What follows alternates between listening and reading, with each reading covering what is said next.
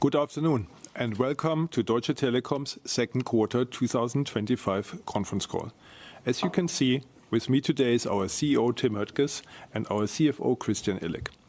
As usual, Tim will first go through his mid-year highlights, followed by Christian, who will talk about the quarterly performance and our group financials. After this, we have time for Q&A. Before I hand over to Tim, please pay attention to our usual disclaimer, which you will find in the presentation. And please also note that this conference will be recorded and uploaded to the internet. And now it's my pleasure to hand over to Tim. Yeah, thank you, Hannes, and welcome to our first half 2025 results call. We continue to deliver consistent, reliable growth. Amidst the competition and the global tariff turmoil, we remain on course and we even slightly raise our guidance for 2025. As usual, I will start with the year-to-date view for the group before Christian will dive into the details of our second quarter results. Our growth momentum has remained strong and steady. Our flywheel strategy keeps working. In the first 6 months of 2025, we delivered 3.7% organic service revenue growth, 5.2% organic EBITDA growth, 17.8% growth in free cash flow, and 6.4% growth in adjusted earnings per share. With these results, we are on track for the midterm targets of the last Capital Markets Day. And while there are some incremental headwinds, there are many incremental positives, including upside from M&A, T-Mobile spectrum disposals, and from fiscal relief on both sides of the Atlantic. I'm especially happy with our progress on the M&A front. In Europe, we got clearance for the sale of our Romanian mobile business. This win-win transaction brings much-needed in-market consolidation while improving the growth profile for our European segment. In the US, we closed the Metronet and the US Cellular transaction. This comes after the Lumos Fiber joint venture and the 2 out-of-home advertising companies, Vista and Bliss. We are now looking forward to the incremental growth that these transactions will bring. T-Mobile also sold part of their 3.45 gigahertz spectrum for $2 billion and agreed to sell our 800 megahertz spectrum in exchange for cash and some valuable 600 megahertz spectrum. As you can see on the next page, all our segments are contributing to our EBITDA growth. DT ex-US grew by 3.6% year over year. Moving to our networks, where we continue to extend our leadership. In the last 12 months, we passed 3.4 million additional European homes with FTTH. We now reach nearly 22 million homes, of which 11 million here in Germany. In the US, we launched T-Fiber, enabled by our 2 new fiber joint ventures. Our mobile network remains leading across the footprint. Our German network has ranked top European large country network, and Ookla confirmed T-Mobile's network as the best network in the US. 2 weeks ago, T-Mobile also launched T-Satellite after a successful beta test. As last year's Capital Markets Day, we talked a lot about how AI is accelerating our digital transformation. And last quarter, I showed you various ongoing initiatives. On page 7, you can see the additional progress we have made as this remains a top priority. Let me pick out a few highlights. Our AI-based employee knowledge tool, AskT, is already used by 30% of all German employees. The tool has now been rolled out in Greece and in other markets. In the network, our AI-based remote monitoring agent is now moving towards implementation. AI-created lines of code increased to 10% of the total.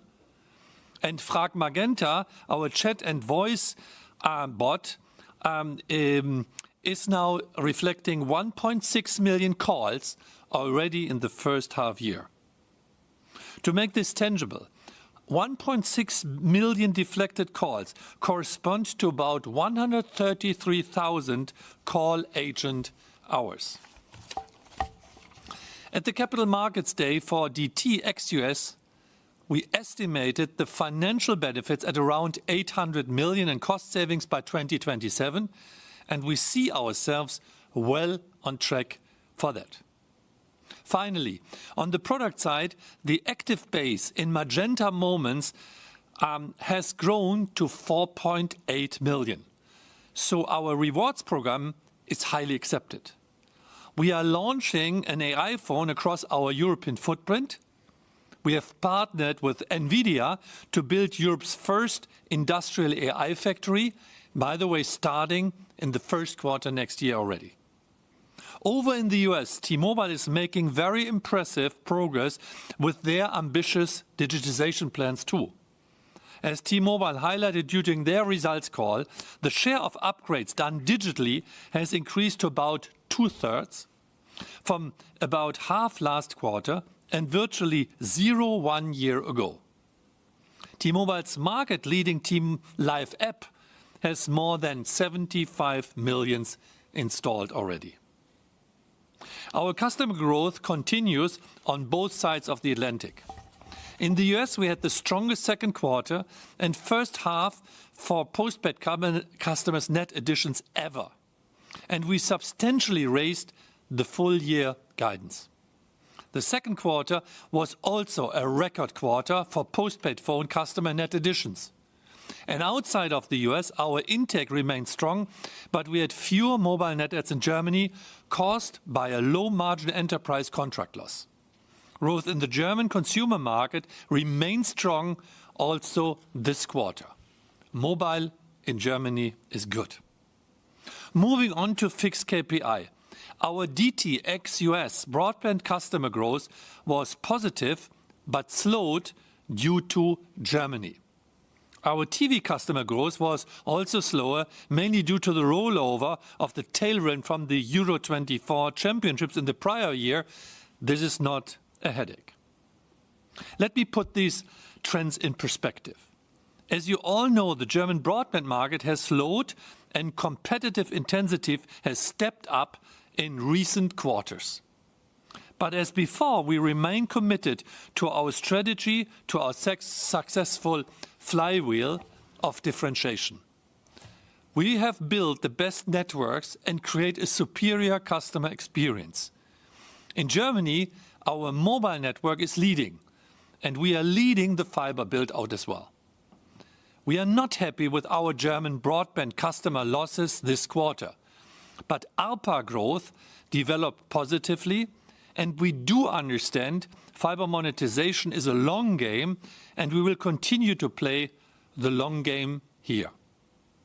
As you know, we deployed 2.5 million additional fiber homes passed per annum, and we are committed, increased to do the same number again this year. We are connecting increasing numbers of customers with fiber. As stated at the Capital Markets Day, we intend to double our annual run rate to 1 million by 2027. In this context, we welcome the recent proposal of the new Digital Ministry to accelerate fiber deployments, to remove bureaucratic hurdles, and to facilitate in-house connections in the multi-dwelling units. To stabilize our performance nearer term, we are stepping up as well. What are we doing? Regional and commercial segmentation. We are doing an MDU push. We are doing target retention activity, especially in overbuilt areas. And last week, we also announced a hybrid broadband access product that can deliver up to 500 megabits per second. Moving on to ESG. We continue our efforts to contain our energy consumption and emissions in line with our stated targets. Despite rising data consumption, we were able to slightly lower our DTE ex-US energy consumption in the first half. In Germany, we conducted various campaigns, including campaigns against hate speech and loneliness, and to empower Gen Z in data protection. Let's now move on to our guidance update on the next page. Our guidance remains based on the last year's average forecast for the foreign exchange of 1.08. And as always is the sum of the guidance for DT ex-US and for T-Mobile US, adjusted by the US GAAP IFRS bridge. T-Mobile raised its guidance for customers and financial growth on 23rd of July. T-Mobile raised both its 2025 EBITDA and free cash flow guidance by 50 million at the midpoint. The new guidance includes the contribution from the recently completed acquisition of Metronet, but not that of US Cellular yet. We are passing this on in the group guidance today. As the result, we now project group EBITDA of more than 45 billion euros and free cash flow of more than 20 billion for the whole of 2025. All other guidance remains unchanged. Our DT ex-US EBITDA guidance remains 15 billion, but this is now after an unexpected around 50 million one-off headwind in Germany that Christian will talk about in a moment.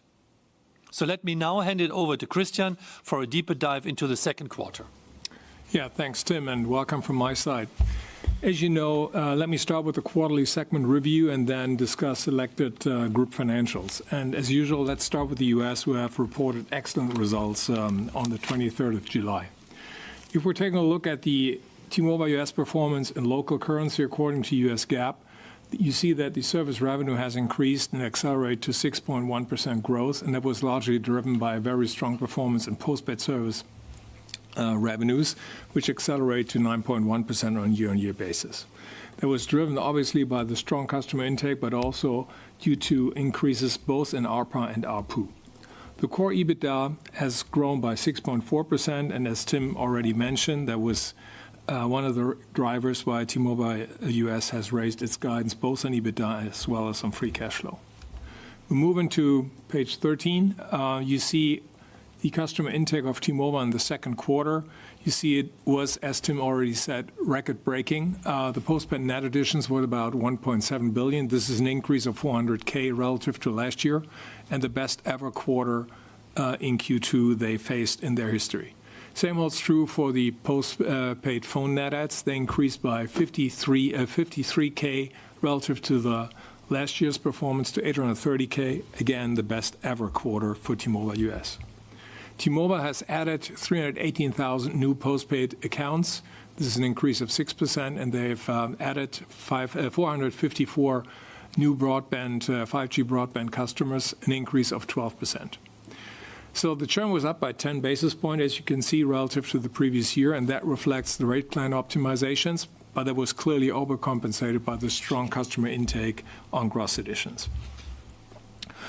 Following these results, T-Mobile raised its customer growth guidance. So for 2025, they expect now in between 6.1 to 6.4 million net additions, relative to the old guidance of 5.5 to 6 million. The guidance for phone net adds were close to 3 million to 3.1 million, and they also predict a customer intake of roughly 100K on fiber net adds. Let's move over to Germany. As you can see, the headline revenues declined in the quarter, and there are two major drivers. The first one, the biggest one, is one-off revenue, which we got from the sub-licensing of the European Championship TV rights. And the second one is we have to, according to a court ruling, we have to change the way how we account for handset revenues if we early prolong contracts, and that is a headwind which impacts both revenues and EBITDA. The total amount of the impact is around 50 million in the first half. It's non-cash, and it will reverse over the course of the next 24 months. The total service revenue grew at 1.1%, and EBITDA grew at 2%. So let me dwell a little bit on the EBITDA performance. So on the positive side in the second quarter, you see that we obviously, last year we had to face the one-off wage payment on the what we called energy support. This obviously is a tailwind in the second quarter of 25. But on the flip side, we have to absorb the 6% wage increase, which we agreed upon last year, starting in October 24. And also we have to absorb the negative impact on the IFRS customer accounting. So if I'm taking a look to the outlook of the EBITDA, due to various phasing effects, but especially due to the wage increase, which we have to embrace in the third quarter, which we didn't have in the third quarter of last year, and an additional increase of 190 euro salary increase starting from August 1st onwards, we expect that the EBITDA performance in the third quarter is below the current run rate. On the flip side, we expect that the fourth quarter is actually above the current run rate. And the reason is the wage impact will largely roll over the 6% wage increase. On top, and we said, I think, in the first quarter as well, we're facing some meaningful energy cost headwinds due to some increased grid fees, but also hedging effects from the year 2022. This will also roll over in next year's financials. Moving over to service revenue. The total service revenue has slowed down to 1.1%, as I said earlier on. The slowdown in mobile service revenues comes after a stronger than usual quarter in Q1, and we mentioned this in the last call. Should be not surprising to anybody. This quarter's growth is very similar to the second half of 24, but we remain absolutely comfortable with our guidance of 2 to 2.5% in the time frame of 23 to 27. The growth in fixed service revenues improved slightly sequentially, but is still subdued. Fixed service revenue trends remain impacted by lower IT service revenues, which decreased on a year-on-year basis, and lagging government demand for especially telco services.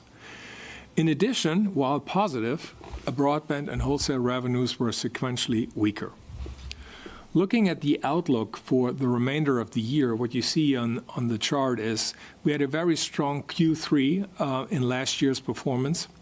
And that was followed by a weak performance in the fourth quarter. And that was the first quarter where we faced this IT revenue drag, which we're having over the course of the full year. So if you compare those comp effects, we expect that the fixed service revenues will be, from a growth perspective, being sequentially lower in Q3, but again, higher in Q4, same way as we described the EBITDA. As you can see on page 16, while overall service revenues remain subdued, broadband and wholesale access revenues remain in solid growth territory. We said that the main driver for the broadband growth, revenue growth, will be value growth, and you see that the ARPA of our retail customer base has increased on a year-on-year basis by 3.5%, and that's mainly driven by upselling into higher speeds. And that continues to be the key driver of broadband revenue growth. Moving over to the fixed line KPIs. So our monetization remains positively. Our customer growth remained in negative territory. In the second quarter, we didn't perceive any changes in the competitive environment compared to the first quarter. We're still facing very slow overall market growth. We have ongoing pressure from the altnets or the overbuilders, and we saw a very promotional cable competitor in the second quarter. We, on our side, had to reduce the promotional value beginning of the second quarter by cutting the discount period from 6 to 3 months, and we believe that explains the sequential slowdown in the broadband net adds. As you heard from Tim earlier, we're playing the long game here, and we remain focused on upselling and on fiber. So we're on track with our homes passed strategy to add another 2.5 million of fiber homes passed onto the network this year, and we are increasingly connecting more and more fiber customers. Last quarter was 137,000, which is an increase of more than 20%. As you recall, we intend to double our run rate to 1 million by the end of 27. Finally, on TV, what you see is still growth, but relatively smaller given some tailwinds last year. We added 23,000 IPTV customers and 40,000 over-the-top customers. Moving over to mobile. And we're seeing some elevated competition for quite some time, but still our commercials remain strong. Our B2C customer intake has actually increased Q over Q between Q1 and Q2, but we lost a sizable, and Tim mentioned it, low-margin B2B contract, and that basically explains the sequential slowdown in the second quarter. You see that the data growth is still strong, and we are seeing an unchanged churn rate of 0.8% per month. Moving over to the European segment. The European segment delivered an excellent result in the second quarter. They're contributing now 30 quarters of consistent organic EBITDA growth. The organic revenue growth was 2.1%. The service revenue growth was actually higher at 2.6%. Very comparable between mobile and broadband. The EBITDA growth was strong at 6.3%, and the slowdown is actually due to the rollover of inflation-driven price increases in some markets. Moving over to the customer growth in the European operations, you see that strong performance. The mobile customer base has grown by 209,000 in the second quarter. We see a very strong performance across the footprint, but especially in Poland and in Croatia. We also saw strong commercials in all the other categories, being it broadband, FMC, or TV. We made also further progress on the digitalization in the European segment. So the app penetration is now at 72%, and Magenta Moments members have reached 4.7 million. So we're well on track to meet our 27 targets of the CMD. Moving over to T-Systems. T-Systems continues to be on a positive track. You see that the order book has increased by almost 12% on the last 12 months. This is driven by the same drivers as you have seen in the last quarters. It's cloud, it's digital solutions, and road charging. We're also seeing increasing interest on digitalization projects and digital sovereignty offerings in the German market. And that leads to strong organic revenue growth of almost 4% in the second quarter. And the organic EBITDA growth is slightly above 8% in the second quarter. So T-Systems absolutely on track with its full year guidance, but also with the CMD targets. So that's basically it for the operational review. Now let's have a look at some selected financials. So overall, what you see is obviously we had a negative impact relative to the last year when it comes to the dollar, and we've seen some phasing impacts which affect both free cash flow and earnings. So if you take a look at the page 23, you see that the free cash flow bridge, the free cash flow has decreased by 6.7%. This is largely explainable due to two factors. One is the weaker dollar, and the other one is negative working capital effects. We also see an increase relative to Q2 24 on CapEx. This is not surprising because it was especially low in the first quarter. And if you combine the two quarters, we're still on 18% growth on free cash flow. Taking a look at the net profit, it was impacted by a weaker dollar. That accounts roughly for 400 million coming from the US. And we had some positive impacts in the last year's second quarter results. There was a release of an accrual of the health insurance for public servants, and also we had a derivative impact, which both accounted for 4 cents. So if you're taking a look at the reported figures on EPS, they grew at 6.4% on a year-on-year basis. If you basically exclude what we call the non-occurring effects, the growth is close to 10%. It's at 9.8%. So finally, net debt. You see that the net debt has decreased relative to the previous quarter in Q1 by 2.7 billion. This is basically driven by three factors. One is the 4.9 million effect on free cash flow generation. Then we have forex and derivatives effects, which account for more than 5 billion. And we have a net reduction on net debt because of the 345 sale of 2 billion, which was offset partially by 600 megahertz and the one-off extension for the usage of spectrum fees in Germany. Obviously, that increasing are the dividend payments, both for DT and T-Mobile US, and the ongoing share buybacks on both sides of the Atlantic. Gets me to my final statement here when it comes to the leverage ratio. The leverage ratio is extraordinarily good in the second quarter, with 2.51 including leases and 2.11 excluding leases. But bear in mind that will change in the third quarter, given that we have closed 2 deals, which we're happy with, Metronet and US Cellular. And obviously we see an increase in net debt happening in the third quarter. That completes my half-year review, and I hand it over to Tim. Thank you, Christian. On the final page, a quick reminder of our key messages this quarter and our Capital Markets Day targets of around 2.5 euros adjusted earnings per share in 2027. Now, in this quarter, not everybody might be satisfied about the net adds in broadband Germany and the intense price competition in this market. Most of our competitors are showing shrinking revenues and EBITDA. We show growth, but I'm not happy that these companies are shrinking. This is not good. But despite this observation, we are delivering as a group a very consistent, reliable growth.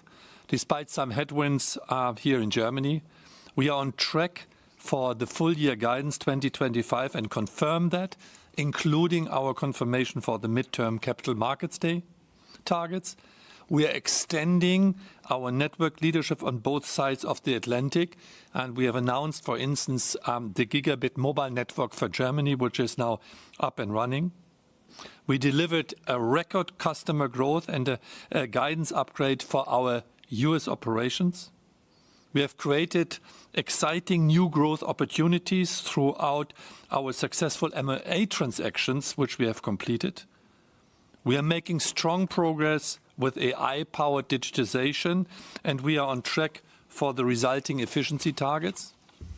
Our leverage is well within the comfort zone, and we are not directly affected by the tariff changes, and we are a beneficiary of fiscal measures to stimulate investments on both sides of the Atlantic. So overall, good outlook for the future. And with this, I hand it over to Hannes. Okay. Thank you, Tim, and thank you, Christian. Next, we have the Q&A part.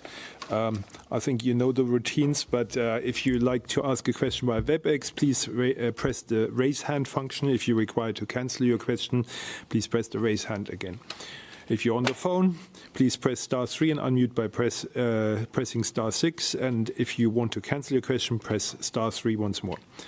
I'll announce your name, and as usual, we would be grateful if you could restrict yourself to 2 questions, and keep in mind you must mute and unmute yourself. So let's start. First question, I think, is it James Ratzer? Yes, thank you. Can you hear me? Yes, we can. Great, thank you. Yes, so I've had 2 questions, please. So firstly, I think we'll see a lot of focus on the German broadband net adds trend. So I'd be keen to drill in a bit more on the comments you mentioned around an MDU push and a retention focus in the overbuilt areas. So if I think about your H2 trends, should we read from this that you're planning to be a bit more price competitive and that broadband net adds can recover? Or do you still expect kind of losses to continue in the second half? And then the second question I had was, I'd just love to learn a little bit more about the deal you signed with NVIDIA, and in particular, some of the kind of financial impacts around that. Is this going to be an off-balance sheet deal? I mean, how much will Deutsche Telekom be investing in this project? And can you help us to think about how to quantify the revenue upside from this deal over the longer term? Thank you. James, let me start with the broadband expectation for the second half of the year. You heard Tim saying that we're focusing on an MDU push, that we have selective retention measures because churn has come up, and that we're also trying to go for a regional pricing aspect. Since we're basically calibrating around the zero line from -7 in the first quarter and -20 in the third quarter, I think we're still in the value game. And we're trying to stabilize the business and doing our best to actually push for an ARPA growth. You've seen that we have some promising results in the retail space on ARPA growth. Whether it's going to be positive, whether it's going to be slightly negative, I think it's hard to predict. So I would say stabilization is the right word for the second half. There's another discussion which I'd like to add, Christian, which is the initiatives from the Minister of Digitization, that they will ease with a new policy the access to the Netzebene 4, so the in-house cabling. And our strong position is on this one. The one who is building it is giving access to this network to all players. So once build it, everybody can access it. And the one who is first is the one who is owning it, than rather having overbuilt in the last mile here. So there is a political consultation going on now with the Bundesnetzagentur. And our position is very clear. This will definitely help that we have a kind of unprotected, access for our services in every MDU as well. So this is the regulatory framework which is helping us, hopefully, to get more lines into the MDUs. Your second question. Look, Deutsche Telekom is already invested through our venture capital arm, DTCP, in data centers. And by the way, we own them. It's not that we have only minority shareholdings here. Mindcubes and Greenscales are two data center providers who have infrastructure. On top of that, Deutsche Telekom and its system is running data centers on its own. We are now thinking about how we can bundle these activities going forward. And we see an unbelievable high pull from governmental and from industrial services for sovereign cloud architecture here. So how is the investment now looking? Our part is going to be to invest into the infrastructure, data center infrastructure, and we have opportunities to double down on them where we have allowances already in a very short time window. On top of that, we have NVIDIA with their GPU commitment, 10,000 graphic cards, which they are providing to our partnership here. This is an investment coming from their angle.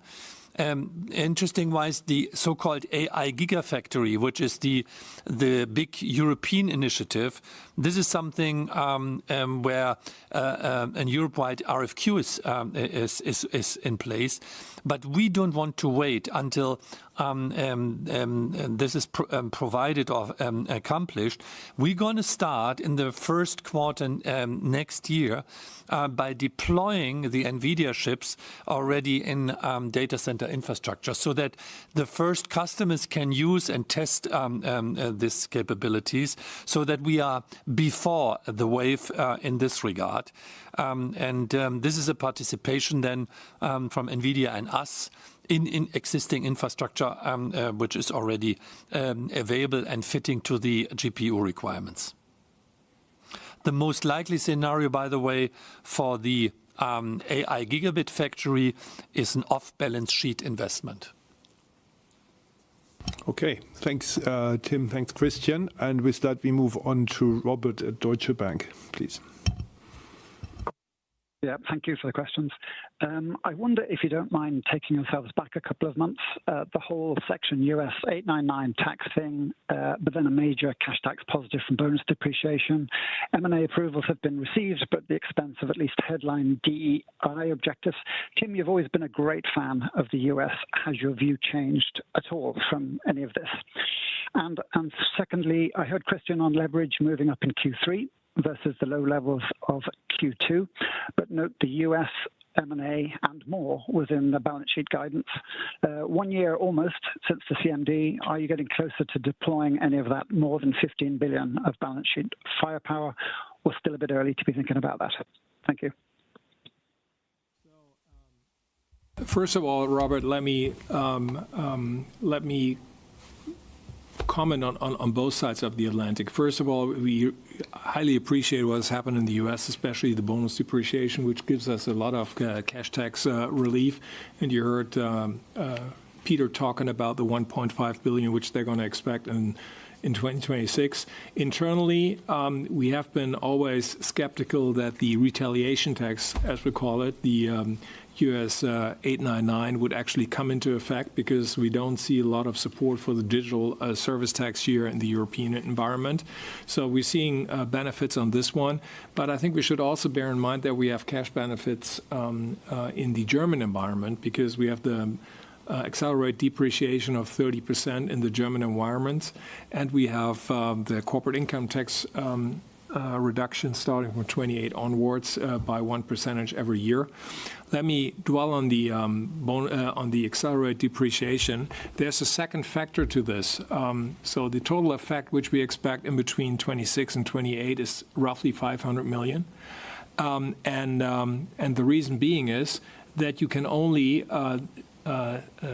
deduct or depreciate 3 times of the linear depreciation value. So if you have infrastructure, which is depreciated over 20 or 30 years, obviously you cannot depreciate 30% in a given year. It's only 15 or 10%. But still, the benefit is over the course of 26 to 28, roughly 28 billion. On leverage, look, my expectation is that we will end the year very close to the target we've given ourselves. Obviously, there's a lot of wiggle room, especially the dollar, which was a great support when it comes to leverage in the second quarter. And that does include the 2 acquisitions of Metronet and UC. But how we basically will deal with the 15 billion is still too early to tell, because we have to take a look what's needed in order to support the business midterm. So if we have something which we can call out, we will do it, but I don't want to speculate on this one. Okay. So with that, thanks, Robert. We move on to Akhil at JP Morgan, please. Hi, good afternoon. Thanks for taking my questions as well. I've got 2. Firstly, if I could go back to the comments around the German broadband market, and maybe if I can ask this a little bit differently. If we look at the top 4 operators across the market, so yourselves, Vodafone, Telefonica, and 1&1, aggregated, you lost about 100,000 customers in broadband this quarter, which is quite a step change from the prior quarter. So it feels like something's changed amongst the market. So obviously, yes, competition, but even aggregated, you've lost a much higher number of customers than before. So given the work you're doing looking at segmentation, can you maybe help us understand what you think that is? Is that purely altnets, or is it something else? And if it's altnets, is there some color you can give us on exactly what's going on in the mix, so we can better understand that and better gauge how we should think about the going forward? And then the second one is a much bigger picture question on the US. Tim, you mentioned the Lumos and Metronet deals that have now closed, which is obviously nice to see. Over the interim period, we've obviously seen your US peers also scale up their ambitions in the US fiber market. So in that context, I'd love to understand how you think about the opportunity for growth there. Do you think there is a opportunity to go bigger? And if there is, can you really do that organically, or do you still think, or do you think there could be an opportunity for more M&A? Thanks. Look, Akhil, thank you for the question. Look, the broadband market in Germany is largely saturated, and the overall growth is very slow. In this environment, we are seeing the impact of overbuilders, which is no longer overcompensated from our sides by wins which we gain from Vodafone churn. Vodafone is very aggressive on pricing to keep their customers in their loop. I even don't understand how they can afford this subsidization, which they're doing on Check 24, for instance. Have a look on this one. But, they're trying to do everything to keep that churn low. Now, therefore, the market is so slow that we are not able to overcompensate the churn which we are seeing on the altnets. The altnets themselves are not focusing on homes passed anymore. They are very much focusing on homes connected in this environment. Their build-out rate has slowed down, but their efforts, to make promotional offers for homes connected has gone up. In this environment, we were trying to focus on value, and we have reduced our promos at the beginning of the year.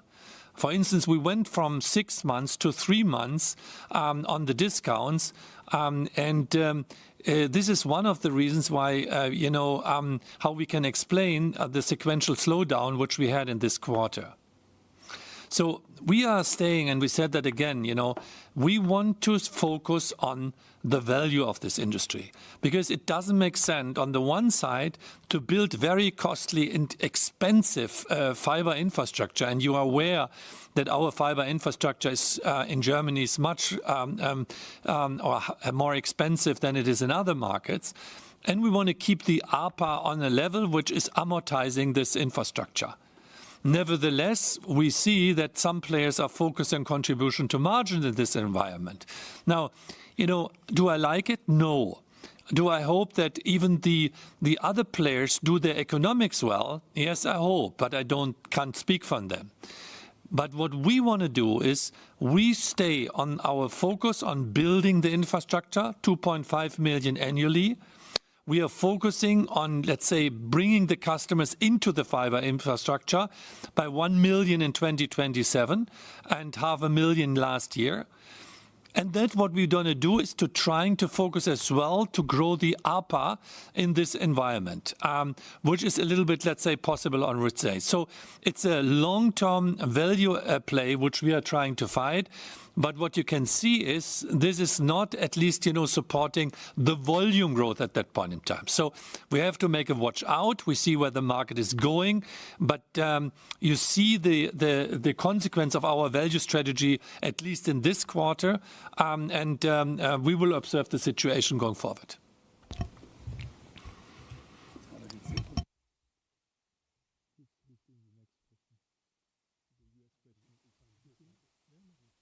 I can do the US market. Sorry, we were. Look, as we said before, we don't look at fixed wireless convergence as an end in itself, but as one of our numbers of ways to increase customer attachment. That said, let's say we like the broadband space, which is a combination of fixed wireless access, which continues to be a fellow capacity business, as well as investing in fiber, where we like the economics and where we are just getting started. And by the way, the economics of the fiber market in the US is much more attractive than in most of the European markets. And with Lumos and Metronet approvals, we have now a much stronger basis to prove the success here. We are already a scale player in broadband, looking at our more than 7 million existing fixed wireless access customers and our 12 million target by 2030. And we have even fellow capacity, which is helping us to, extend it to more homes. About half of the US homes where we're going to deploy fixed wireless access or high-speed internet, as we call it.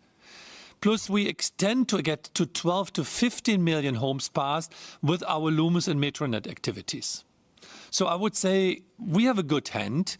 We are very clean in the way how we're doing. We are an altnet in a kind of way in the US market.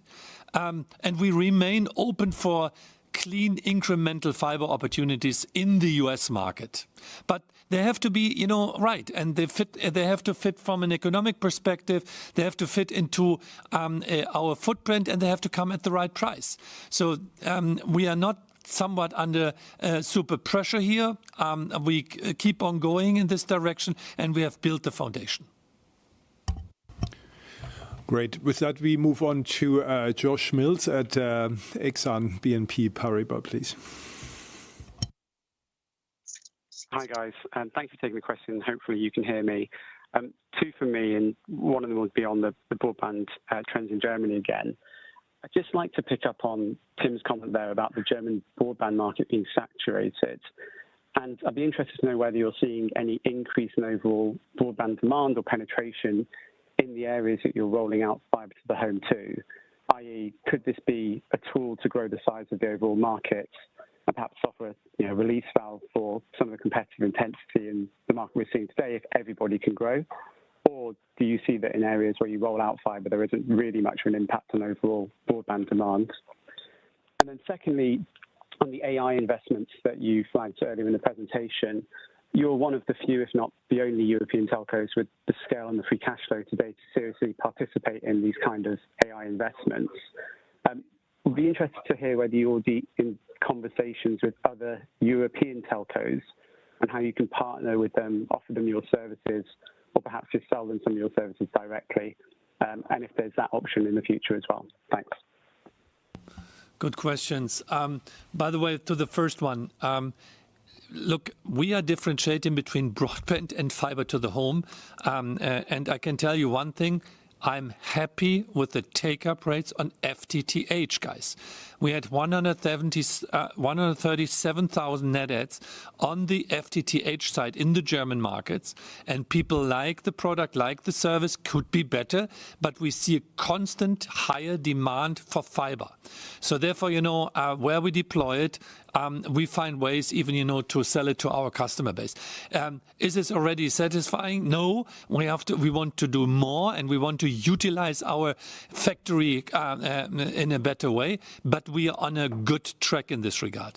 The numbers not being able to overcompensate the classical line losses, and they are mainly driven by altnets. These are areas where we haven't built out, where the altnets are building their fiber infrastructure. So answer, FTTH is the answer going forward. Second question, AI investments. And I can tell you, for me, for the company, AI is going to be the game changer for the whole company. And I'm thinking about how is this company looking in 10 years, driven by AI, by agent, and even, by super intelligences at one point in time, which is and the agent models are already being used in our companies. I talked about one example earlier, which is in the network. The cyber and the anomaly detection in our network is handled by AI, and the agent is already taking actions to fix things in a much faster way than humans can do. We still have a human interface in between because we do not want to hand over these activities already to a machine, but perspectively, we're gonna, let's say, change entirely the setup for the network architecture and the network handling going forward. One example. I see huge benefits on the customer service and the sales organization. To be honest, it's not only about efficiency, it is as well about, let's say, the personalization of services. To be honest, I'm very happy what these guys are doing, and the cost savings which we're seeing are in the 30s. I see super big impact coming with regard to contextual marketing. Bundling the data of our company with data from the outside and the social medias and other sources, which gives us more opportunities for better tailored offers. And I can go on and on. We recently saw the first, models where we are using AI agents for internal service, like internal audit, where, the agents are already trying to find anomalies with regard to compliance supervision and other things. So there are a lot of good examples. It will change every process in this company. Every product, every process has to apply AI. And that is, let's say, the discussion we're having. Now, we have to cross the river by feeling the stones. This is definitely the way going forward. But there will be audacious targets which we should define for our organization, that they understand where we are aiming for. And that is the discussion which I have with my fellow board colleagues here right now. And to be honest, I believe there's much more opportunity in the organization with regard to efficiency and other targets than what we have laid out yet. But to be honest, I don't want to commit to something I don't know yet. But we are very excited about the opportunity here. Can I chime in on the broadband? Just quickly, Josh, I would say the growth is coming 1/3 from volume. So if you assume there's 200 to 250K of volume growth in the German market, and 2/3 have to come from ARPA, given the size of broadband customers which we have, that is kind of the rule of thumb, how I would envision the growth in the broadband market. Great. Okay. Next, we have Polo at UBS, please. Hi, thanks for taking the questions. I have two. The first one is just about the 500 billion euro German infrastructure fund. So what do you think the impact will be in terms of the German market, and could Deutsche Telekom be a beneficiary? Second question is really just a follow-up in terms of the EU AI gigafactory opportunity. You mentioned how it could be an off-balance sheet venture, but could you clarify what role Deutsche Telekom would have, and what is the business model for Deutsche Telekom? Thanks. Look, the 500 billion German infrastructure fund is a big opportunity for Deutsche Telekom. And by the way, you see that already. If you look to T-Systems and their double-digit growth on the digitization efforts, you see that there's an increased demand from public spendings into this direction. Germany has to digitize, and money is going into this directions, and we have multiple opportunities which we consider in this in this regard. On top of that, infrastructure is always that. I don't see that there's additional funding going into subsidization for fiber. At least, the market is already hot. The construction capabilities are limited. So if you put a lot of money on top of that, you would only increase the prices, but you will not increase the output of it. So therefore, this is a tricky undertaking. So we are not lobbying for getting significantly higher subsidization for the fiber build out. We are looking more for infrastructure support on the data center side and on the gigabit side in this regard. Now, I was with the Chancellor and others. There has been this huge 630 billion investment commitment from German industries into Germany for the future. Yes, a lot of that is already existing or committed capex, but there is additional capex as well on this one. And for every infrastructure which has been built, you need connectivity, you need data centers, you need software, and therefore, we see from the political side and from the business side, we see upside on the German market on the software and the digitization perspective. And then we have these areas of health and on defense, where we see additional money going into as well. I just had a discussion with an hour ago with the CEO of Rheinmetall, who is, and we discussed as well about opportunities here. So to me, without being now in the position to say, okay, there's 50 million going in this one and this one, there must be something in for the German telecommunication providers, for the companies who are providing software. And on top of that, I can tell you, after all these tariff discussions, there is a shock in Europe with regard to sovereignty, a huge pull on the sovereignty discussion. All data centers are all fully deployed. You know that from other companies you're covering. There's no capacity in the market there. And that is what we are using these days, expanding our capacity on the data center side, which brings me to your second question. And you should always differentiate. We have a two-step approach. The first step approach is now the approach of filling data centers with GPUs that the companies can already test it, and governmental services. So we are not waiting until the so-called gigafactory opportunity is decided.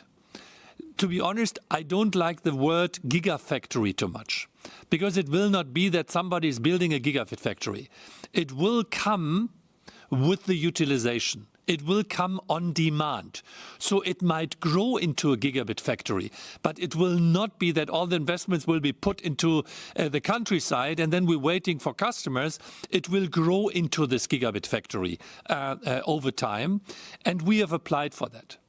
Our concept today is that we have a partnership with the state of North Rhine-Westphalia. That is where we are, where our headquarters is sitting. We are trying to partner as well with RWE, not finally decided, on sites, former coal sites or nuclear power plant sites, where we have water and power supply and access to things, where approvals have been given in the past, where we can implement the data center infrastructure. And on top of that, without saying too much here, we have a partnership with Brookfield, a very successful one, as you know, which is our tower company. And these guys are very, very committed and interested to build this gigabit factory with us, so that we have a very strong partner on the co-investment side. So we have a very strong group of people together. There is competition, no question about it, but at least we have a way forward. And we have already a nucleus with Mindcubes and Greenscale, and with experience in the group, which we can use now for the planning and the deployment of it. Okay, great. So now we move on to Carl at Citi, please. That's great. Thank you very much, Hannes. Two questions from me, please. Firstly, slightly just following up on Polo's, but from a more short-term basis, I suppose. You're talking about the large-scale kind of public sector opportunities, but for the last few quarters, we've obviously seen IT business phasing kind of drag. So any forward visibility on timing of return of government spend, but more kind of in the next few quarters rather than the longer term opportunity. And secondly, just on the customer contracts IFRS 15 adjustment, I wanted to ask, when was the court ruling made in relation to the customer contract accounting one-off? And when did you understand the extent of the impact it would have on revenue and EBITDA? I guess I'm trying to understand why the bulk of the impact is in this quarter, and whether it might have been possible to signpost the issue ahead of today. Thank you. Let me start on the IT situation. So first of all, we're seeing a stronger demand for IT project relative to telco projects, and that naturally supports T-Systems more than it does support the German segment. The second one is, I think this, to a large degree, the budget for this year wasn't been signed, and therefore I would say the projects were held back. What we're seeing right now is the fastest demand is coming from federal, and it has to trickle down into the federal state budgets, and that will take some time. So this is why T-Systems is, since they're focusing on the very large customers, is more in favor of grabbing that opportunity, at least sooner, than the German business is doing. And this is why we see this different, let's say, speeds between T-Systems and the German business when it comes to the IT space. The second question on IFRS accounting, do you have the number? Yeah, well, this was a ruling that was actually a court ruling against a competitor of ours, Vodafone. We had to evaluate this decision and also take a view on when we would adjust our contracts, because that's something that takes time. Now, I would also say, while it is a headline hit to EBITDA this quarter, as we have clearly communicated, is non-cash, it will come back. So therefore, we did not feel it was, let's say, big enough to create this, let's say, potentially unusual levels of disclosure. Okay. With that, we go on to Ottavio at Bernstein. Hi, good afternoon, and thank you for taking a couple of questions. The first one is going back on the German broadband. During the call, almost used alternates and overbuilders as synonym, but my question is, how big is the overbuild between you and the alternates in Germany? In the UK, it's relatively low, around 10%. So I was wondering, what's the rate in Germany? And also, you mentioned that expect the run rate on connection to reach 1 million all around 2027. So the question is there, it's all due to the fact that you're running point to multi-point, and it's difficult for you to build a drop into the MDUs, or there is also an issue with demand. The second one is it's pretty straightforward. It's for Christian, and it's on the guidance provided for the progression on EBITDA growth for the rest of the year. You mentioned about the third quarter that will be impacted by a number of issues, but then you guided for fourth quarter to go back to the run rate. So my question is, what's the run rate? Is the one we've seen in H1, the hovering around 2%, or is the run rate is what you guided for the midterms between 2.5 and 3%? Thank you. Yeah. Look, the first thing is, you're totally right. We have to differentiate between altnets and overbuilders. And to give you a quick answer, the amount of overbuild is very, very small. It is a single-digit number. That is, let's say, where we are in Germany. And by the way, it's not my number. It's the public stated number from the Bundesnetzagentur, which was recently published. And the Bundesnetzagentur stated as well that there is no problem with overbuilding in Germany, so that they have to interfere or regulate something. This is now public. And by the way, I think this is totally correct and is reflecting as well how we are looking on the markets. Now, there are, due to the size of this country, areas where Deutsche is not building. We always have, customers in every kind of village of this country, but there are areas where we are not building. This is a market where the altnets are mainly gaining their customer growth today. Due to the fact that they are going away from homes passed to very much homes connected, they are now very much pushing, to migrate our customers onto their fiber infrastructures. On top of that, the estimation of Douglas and some other, Breco and other institutes were that the growth of the whole market is slowing down as well, including the fiber build out. I told you about the numbers in my speech. We are trying to partner in all the regions with all, let's say, regional players where these altnets are being built, being it EWE-Tel, being it Wilhelm-Tel, being it Mnet, being it NetCologne, being it all these players, to partner with these alternative networks, that our customers can use the telecom services based on a dark fiber access, which we get from this local players.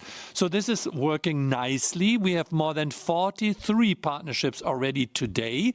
Some of them don't want dark fiber, but in this areas we might then consider to overbuild. But that is only a fraction of where we are seeing. So we are trying to optimize the capex spend in our footprint and concentrating on the areas where nobody is building today. So this is a little bit.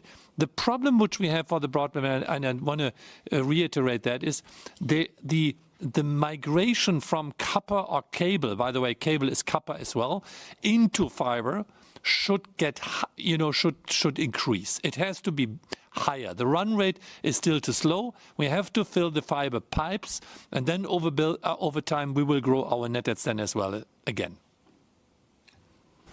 Okay, so Ottavio, to your second question, if I'm talking about run rate, I'm talking about the 2% which you have seen in the first half. And therefore, it's since there's a structural benefit, since the wage agreement is rolling over, there's a structural benefit in Q4, and this is why we're saying above. don't nail me to the table whether it's going to be 2.5, 2.2, or 2.7, because I think this is I'm clearly not in the position to predict this, but we expect something which is above 2% for the fourth quarter. Okay, thanks, Christian. Thanks, Tim. With that, we move on to Steve at Redburn, please. Yeah, thanks, Hannes. Thanks for taking the questions. Just a couple, please. Just first on tax, and apologies, Christian, I didn't follow all the very useful information that you gave on tax about half an hour ago. Just Timus has obviously given a fairly clear steer what the impact of bonus depreciation will be on them. Can you just clarify, back at the Capital Markets Day, I think you said there'd be a €500 million drag on the ex-Timus cash flows between 23 and 27 in your guidance. Is that still the case, or is that improved given the changes we've seen with German tax legislation? And then just on your T-Mobile stake, Tim, I think you gave a fairly clear steer as well at the CMD last year. You wanted to get your stake up into the kind of mid-high 50s. We've seen SoftBank selling overnight another 3%, sorry, or so. 13 million shares, get my maths right. Maybe just update us on your sort of thoughts on the trajectory of your stake in Timus, and maybe why you weren't interested in buying that stake, and how we think about the moving parts of the Timus shareholding going forward. That'd be very helpful. Thanks. So let me repeat on the tax equation. So we have basically two tax benefits which affect the free cash flow. The one is the accelerated depreciation, which is you can depreciate up to 30% in the first year. If it's and it's limited to 3 times the linear depreciation in Germany. So that effect, and then you have corporate income tax benefits, which are starting in 28. So you only see the first effect of corporate income tax at the end of 28, which is a little one. If you add them all up, it's roughly 500 million, close to 500 million free cash flow benefit. But we haven't discussed how we're going to use that benefit. So that is a structural improvement relative to what we discussed at the CMD. Okay, on the T-Mobile stake. On this T-Mobile stake, look, from our shareholding, we are on the right trajectory. You saw the 52% where we are today. To be honest, nothing new with regard to the SoftBank sale here. We were very transparent on that one, that we know that they are going to reduce their shareholding within the company because, Masasan and SoftBank Group is now aiming for this big investment in the gigafactories in the US and on Stargate and the like, and their investments probably as well in OpenAI. So therefore, we were aware of that then. Most of their shares, were anyhow delta hedged. So therefore, we knew that there would not create a huge overhang. I see a positive impact from that, guys, because the free float is going up, and that is something which is sorry? It's DT. Yeah. So therefore, we see a benefit coming from that SoftBank is selling their shares in DT and as well in their US foothold here. So on that one, to be honest, I was a little bit unhappy that, we got this announcement on Bloomberg this morning, because this has created some uncertainty around it. But for us, this was nothing new. I have to excuse for this coincidence on the announcement here. But for us, the development is nothing new. It's nothing where we see a downside. I even see for the DT shares an upside due to the higher free float, which we're going to see on our stock here. And Steve, to your question, why did we not pick up shares from SoftBank? We are, as you know, we are currently acting as a seller in the market, and therefore being a seller and a buyer at the same time would be inappropriate, let's say it that way. So because we have the ongoing program. So with that, we move on to Paul Sidney at Berenberg, please. Yeah, good afternoon, everyone. Thank you very much for taking the questions. I just had two on the German market. If we take a step back and look at your German business as a whole, there's so many subscriber KPIs that we obsess about every quarter. You obviously disclose very detailed, granular revenue, service revenue growth trends, and you give profitability metrics and ultimately free cash flow on a quarterly basis. But I just wondered internally, how will you judge and monitor the success of the German business, both in the short term and the long term? And then just secondly, a very general question about the potential for consolidation in the German market. I fully appreciate that mega consolidation among the listed operators may be difficult, but there's obviously a lot of private companies out there, infrastructure, etc. I just wondered if you see any prospects for any future consolidation to improve the value creation potential of the German market. Thank you. Okay, so on your question, short and long term, I think the crucial metric on the broadband side is how many fiber net adds do you have? How many new customers are you adding to your network? Because that shows the momentum. And this is why we have given ourselves an ambitious target to have 1 million by the year 27.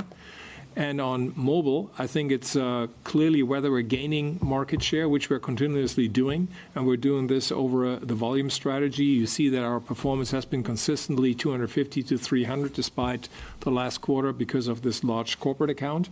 But we expect this to work out fine. What I said earlier on, especially in the retail consumer market, we've seen a pickup of the net adds in the second quarter relative to the first quarter. This is due to Next Magenta 4.0. So this is a product which is picked up very nicely in the market. So that would be my two KPIs. But I hand it over to Tim. He's probably more creative than I am in adding some additional ones. No, you are very creative. So therefore, the first one, by the way, for me, the most important on the German business is that, our customer base is very happy and we have the highest net promoter score. And that we have a stable base and we develop our customers into the next generation with new services and alike, mobile, fixed line, convergence, TV, and other services that they are, staying with us forever. It's a relation for life.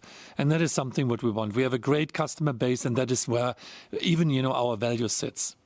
The second thing is, as Christian said, is the fiber deployment and let's say the monetization of these investments. And I can tell you one thing, if this market is only looking on contribution to margin, nobody will be able to afford the investments which are needed to build the fiber infrastructure.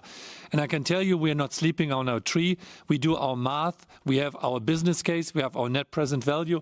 We have a clear understanding about, let's say, the costs and the cost for the deployment. And I would expect that, investors in the altnets or investors at Vodafone into the densification of the network, they do the same math. So it is our duty. It is our duty for all players that we are bringing up the value of this market. Otherwise, we would all end with headaches. And that is what we are trying to do by increasing the ARPA, by increasing prices. That is by doing our homeworks on trying massively to reduce the deployment cost for the homes passed infrastructure.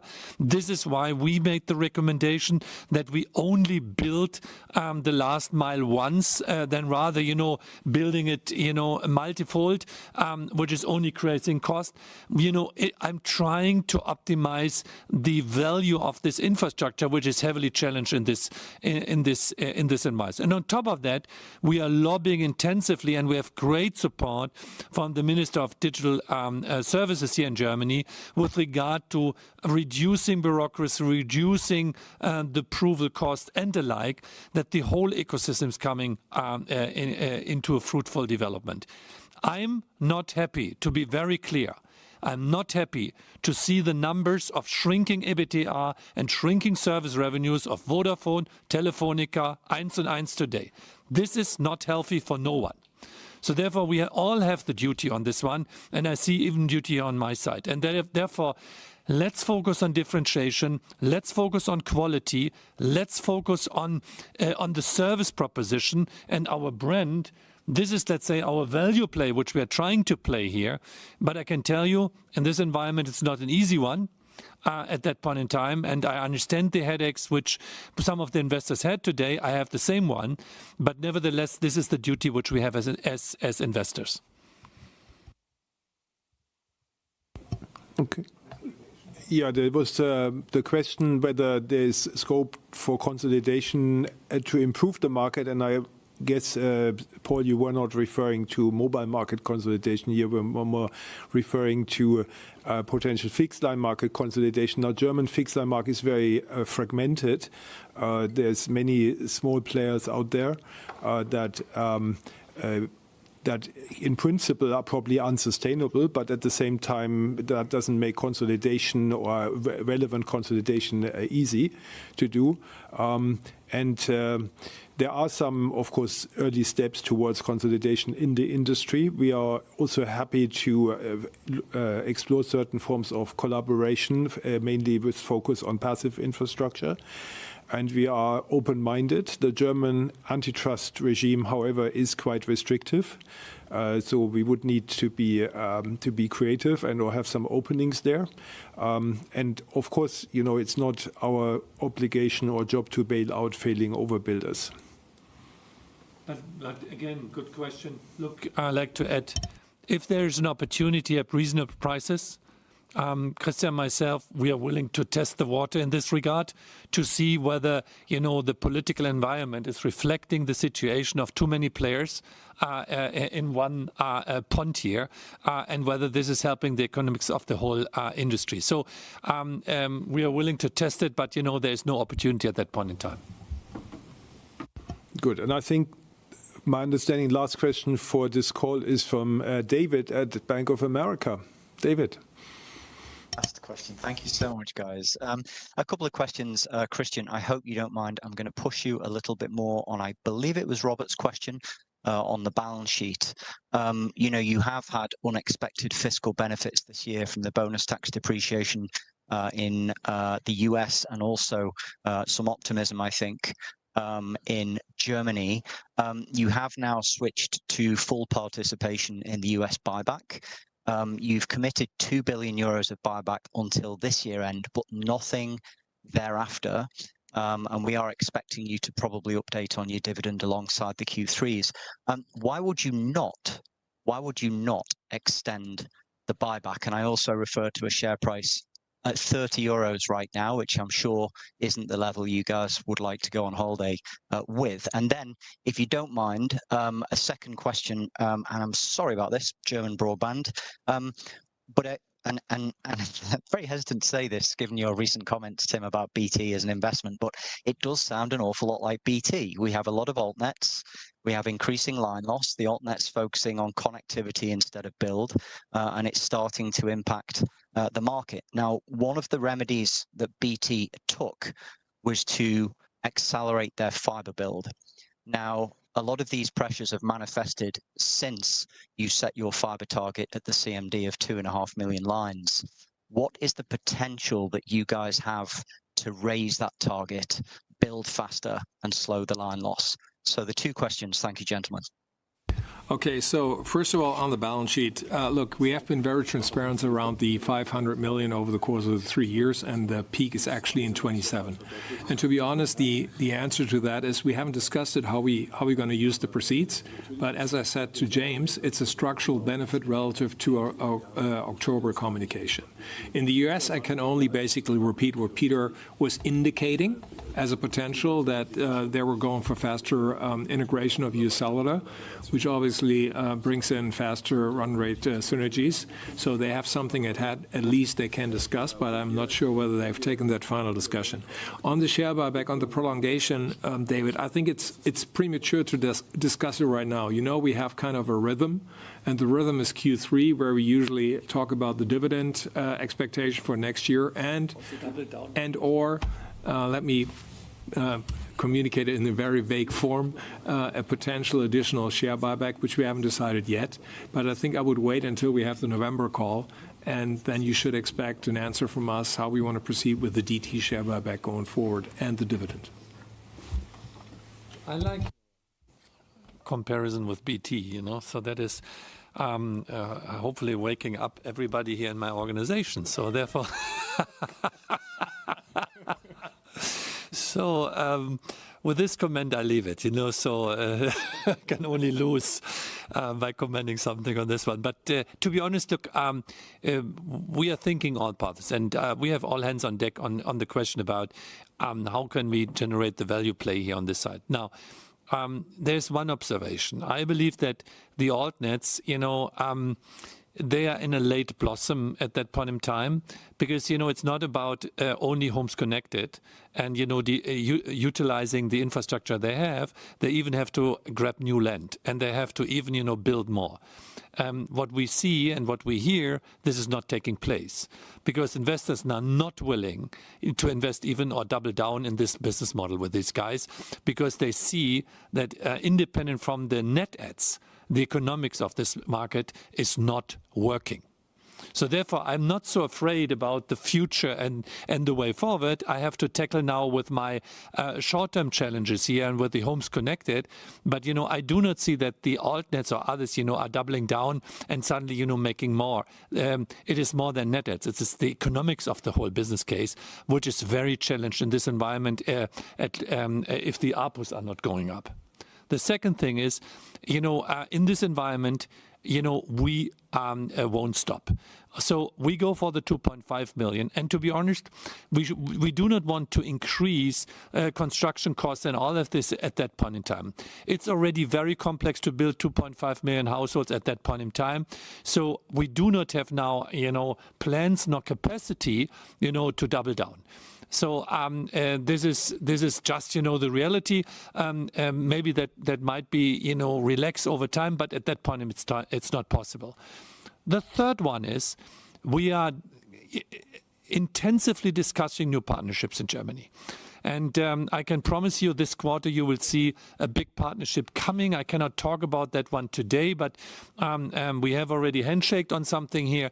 So that we are not trying, let's say, to build the capacity always with our owns, but to find new partners who are offering their capacities to us so that our telecom signal, as we always call it, that this is, let's say, going to a bigger footprint as well. So this is helping the market as well, the utilization of the existing infrastructure. So partnerships is another model going forward. And I can tell you, I do not want to heat the market with my customers. So we will do everything that, the altnets are not eating my cake. And that is why we launched the unbreakable proposition with 500 megabits per second. It might be an interim technology, but I can tell you it will be a convincing one. The most of the customers I'm meeting in these areas, they're telling me one thing. I'm with Telecom forever. We like Telecom very much. Great service. I don't want to go away from you guys. If you have an alternative, we would always stay with you guys. So I have to build a bridge for these customers, and the new proposition with Unbreakable is definitely an answer on this one, and that is a much more reasonable one than now in this difficult economic environment double down on the investments. Okay. As I mentioned, David, I think your questions were the last one. Thank you very much. Ending on a high. Okay, so that brings our conference call to an end. And we'd like to thank you as always for participating and your good questions. And should you still have further questions, we kindly ask you to contact Investor Relations Department and look forward to talk to you again soon. Goodbye. Thank you.